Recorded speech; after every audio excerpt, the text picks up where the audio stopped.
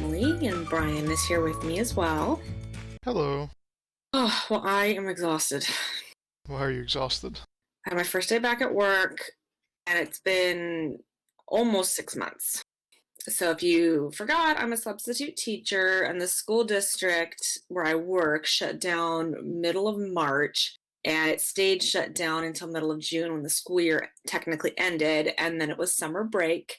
And I thought that I wouldn't be working until maybe the end of October because we're distance learning at the moment. And I thought, well, they don't need a sub for that because I just didn't think that was necessary. Well, they do need substitutes because all the teachers are doing distance learning in their own classrooms while the kids are at home.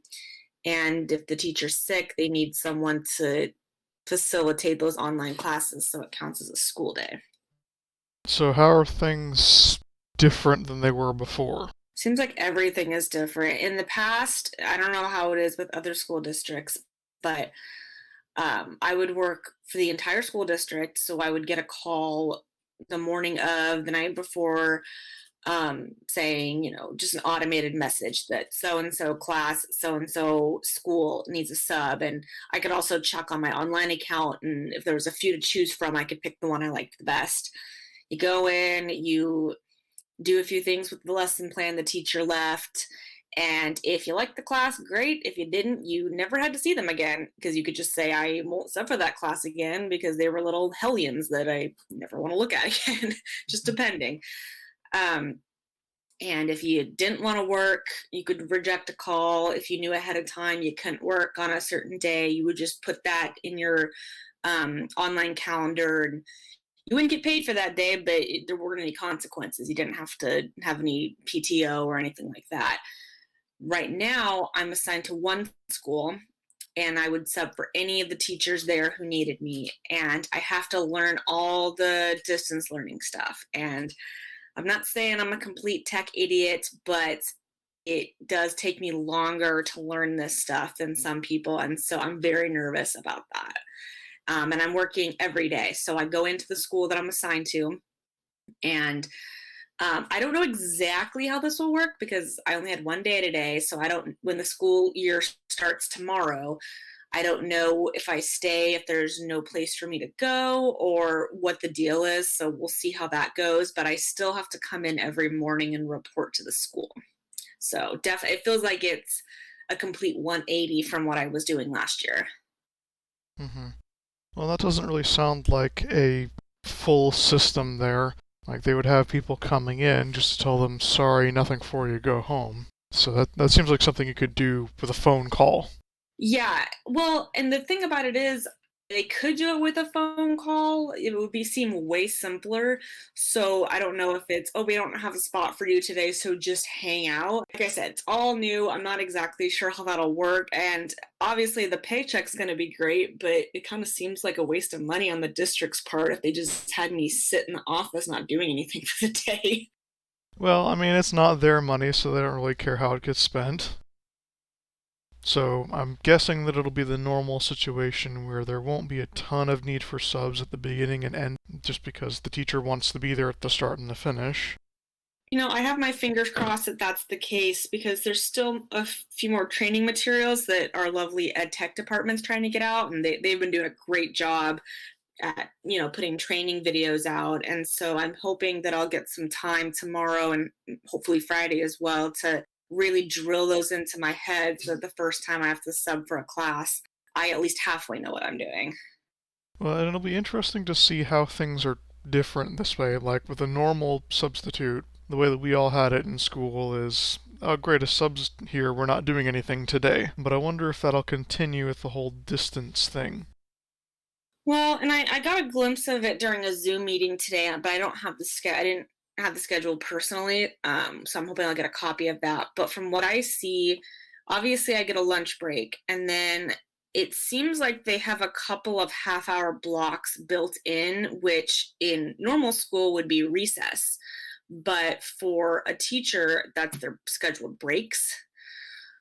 Um, and there's some asynchronous learning and some live learning. And so the asynchronous learning is independent learning, and the live learning is obviously me teaching, but it's just, I think what is jarring for me, and I was telling my sister Molly this, is I went into subbing in 2019, brand new, wasn't sure what to expect, but I was excited for it. And then I worked from September to middle of March, and I was getting pretty regular jobs. And so I got the hang of it and I knew what I was doing. And before the pandemic hit, I was looking forward to finishing out the year and starting the new school year.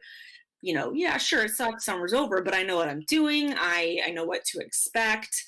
And now I feel like I'm starting a brand new job, which was not what I was expecting. Hmm.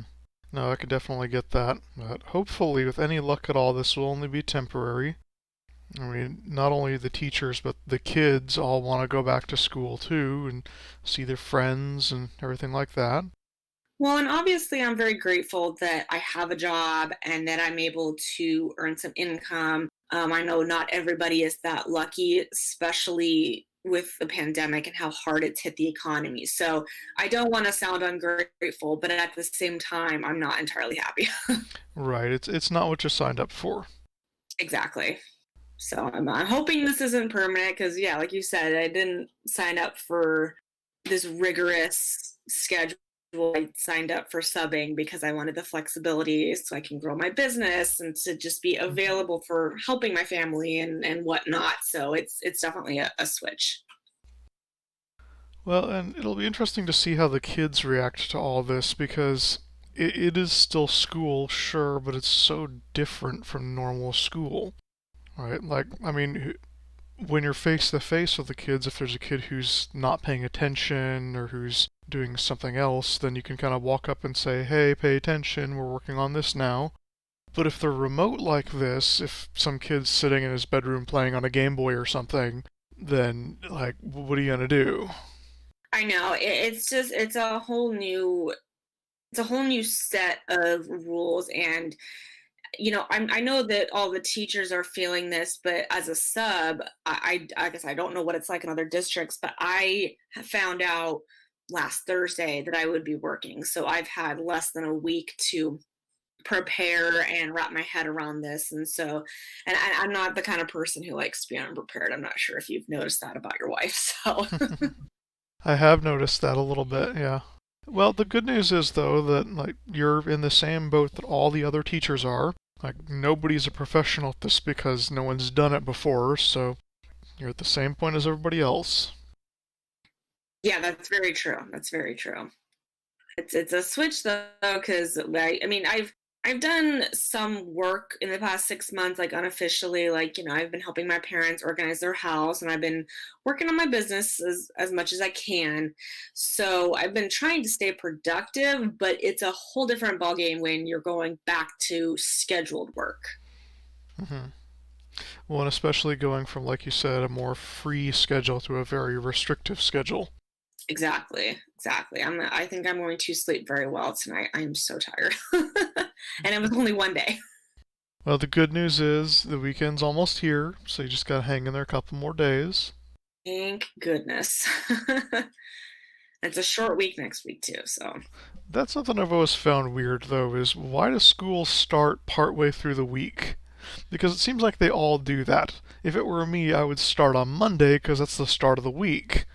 well, and I'm sure there are some districts that do that, but ours has never started at the beginning of the week. And actually, usually we start on a Wednesday, it seems like, but we're starting on a Thursday this year. And fun fact, my birthday is coming up, and every few years or so, the first day of school is on my birthday, and it's like, yay, no homework because it's the first day of school. But dang, let's celebrate the end of summer vacation with my birthday. Like, I don't know, it just Well, at least your birthday lands during school so people can celebrate it. I was born in June, so like the end of June, so no one at school ever saw my birthday.